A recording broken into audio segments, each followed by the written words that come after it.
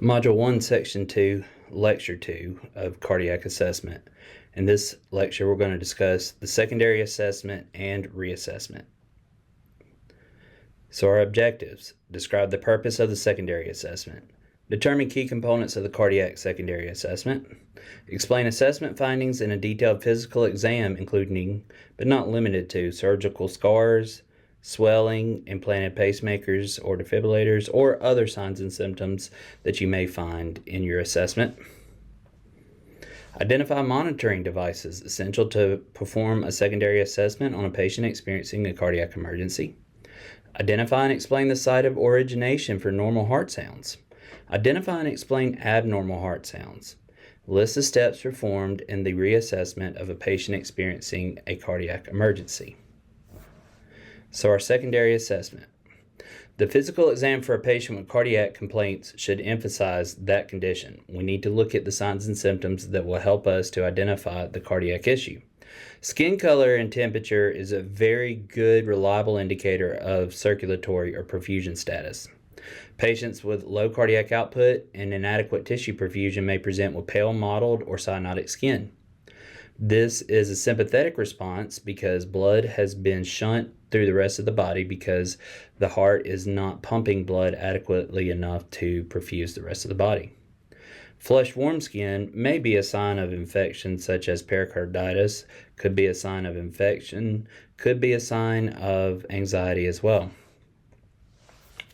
So the first leg: inspection, auscultation, and palpitation. Inspect the neck and the tracheal position. The trachea should be midline and mobile to manipulation. Use your finger, press down in the suprasternal notch to verify position.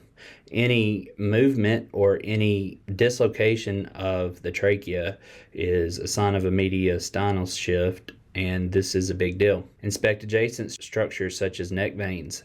The external jugular veins are normally collapsed if a person is sitting or standing, but if the heart's right side is compromised, blood's backing up, the veins will distend from blood backup. To estimate JVD, or jugulus venous pressure, place the patient in a semi-Fowler's position with the head slightly rotated away from the vein. Observe the height of a distended fluid column in the vein. Note how far up the distension extends above the sternal angle. The physical exam. Inspect and palpate the chest. Look for surgical scars, such as scars from open heart surgery. Also look for things such as pacemakers or external defibrillators, nitroglycerin patches, or other type of medication patches.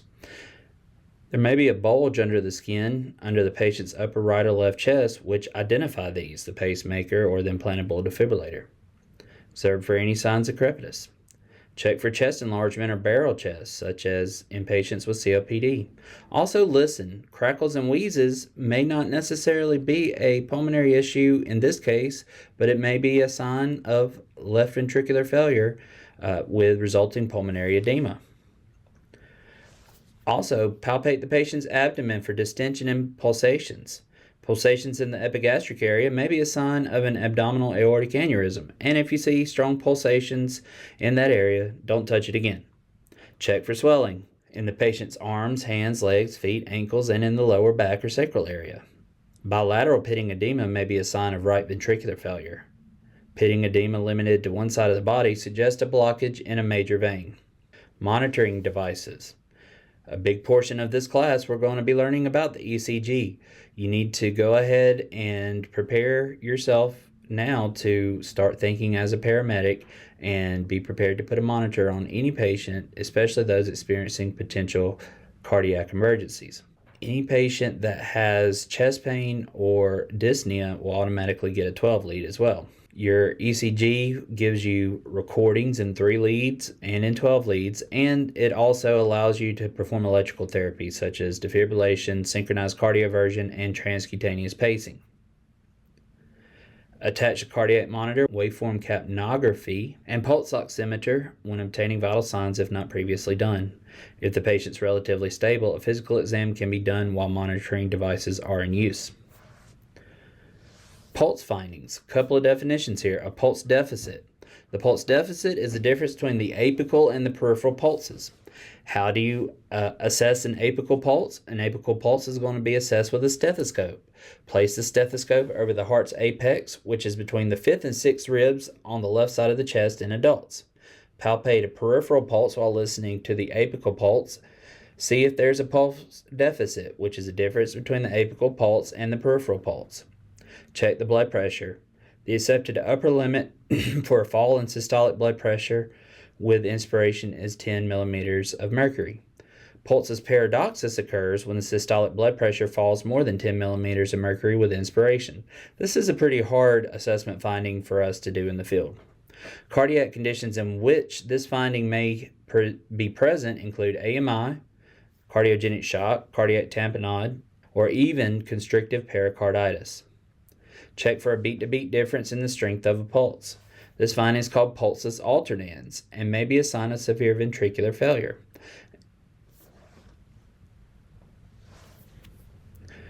Blood pressure findings in a cardiac patient. In older patients, systolic blood pressure of more than 140 millimeters of mercury is a more important risk factor for CVD than diastolic pressure or cardiovascular disease. A systolic blood pressure of 120 to 139 millimeters of mercury or diastolic pressure of 80 to 89 millimeters of mercury indicates prehypertension. In emergencies, elevated blood pressure may be from anxiety or pain. Systolic blood pressure lower than 90 millimeters of mercury may be hypotension or shock. Increased pulse pressure may indicate arteriosclerosis. Reduced stroke volume may be a sign of cardiogenic shock or cardiac tamponade. If possible, obtain and compare blood pressure in both arms. Heart sounds are created by the contraction and relaxation of the heart and flow of blood. Heard during auscultation with a stethoscope. Your normal heart sounds are S1 and S2, or your lub-dub. Other abnormal sounds are S3 and S4, murmurs, bruits, clicks, and snaps. A murmur is an abnormal whooshing sound heard over the heart that indicates turbulent blood flow through the heart's valves. A bruit is an abnormal whooshing sound that often indicates localized atherosclerotic disease or plaque formation in the arteries. So S1 occurs when the tricuspid and mitral valves or the atrioventricular valves close. Several things that could cause decreased sounds, but we want to hear a good solid clicking sound or lub sound. Decreased S1 sounds can indicate fibrotic or calcified mitral valve, obesity, emphysema, and cardiac tamponade. S2 occurs when pulmonary and aortic valves close, or your semilunar valves. The sound will be louder in patients with chronic high blood pressure or pulmonary hypertension. The sound will be decreased in patients with hypotension. The sound may be split in the case of a right bundle branch, resulting in a delay in the pulmonic valve closing, or the aortic valve may close more slowly than the pulmonic valve in situations involving a left bundle branch block.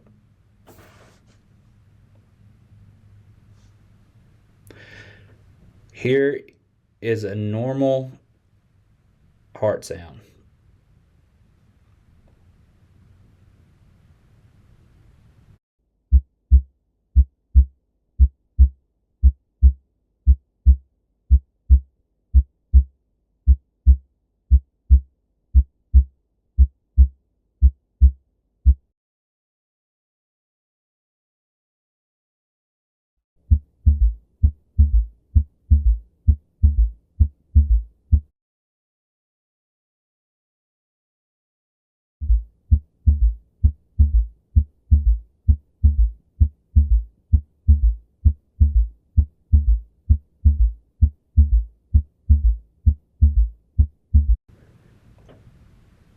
S3 is caused by ventricular wall vibrations, often associated with heart failure. S4 is heard just before S1. It's a turbulent filling of a stiff ventricle and ventricular hypertrophy. Possible myocardial infarction may be occurring in this sound. It's a rare sound, but it is one that does occur. Heart murmurs.